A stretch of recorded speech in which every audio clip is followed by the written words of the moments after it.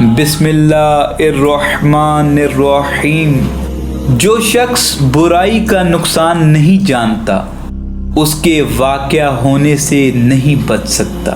صدق یقین کے ساتھ سو رہنا اس نماز سے کہیں اچھا ہے جو شک کے ساتھ ادا کی جائے۔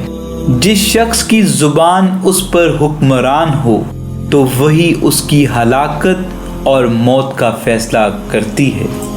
حیا کی غایت یہ ہے کہ آدمی اپنے آپ سے حیا کرے۔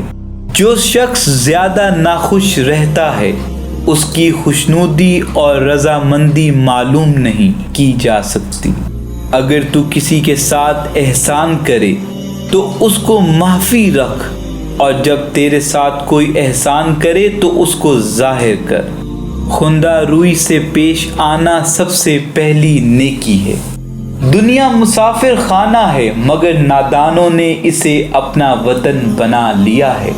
پاکیزگی وہ دولت ہے جو محبت کی افراد سے حاصل ہوتی ہے۔ مصیبت میں گھبرانا سب سے بڑی مصیبت ہے۔ عالم وہی ہے جس کا اپنے علم پر عمل ہو۔ ثواب حاصل کرنے کی نسبت گناہ سے پرہیز زیادہ بہتر ہے۔ اگر تم اپنے دشمن پر قابو پا لو تو قابو پانے کے شکریہ میں معاف کر دو۔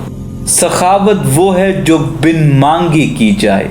مانگنے پر سخاوت نہیں ہوتی بلکہ حیا اور ندامت سے بچنے کے لیے ہوتی ہے۔ قناعت وہ مال ہے جو کبھی ختم نہیں ہوتا۔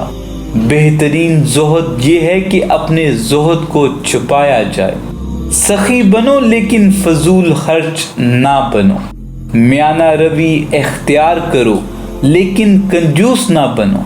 کسی شخص کی قیمت وہی ہوتی ہے جو وہ اپنے لیے مقرر کرتا ہے۔ تفکرات آدھا بڑھاپا ہوتے ہیں۔ انسان اپنی زبان کے نیچے چھپا ہوا کرتا ہے۔ اکثر اوقات ایک لقمہ کئی لقموں کو روک دیتا ہے۔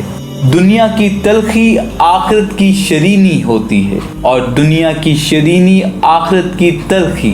جس نے حق کا مقابلہ کیا وہ شکست کھائے گا۔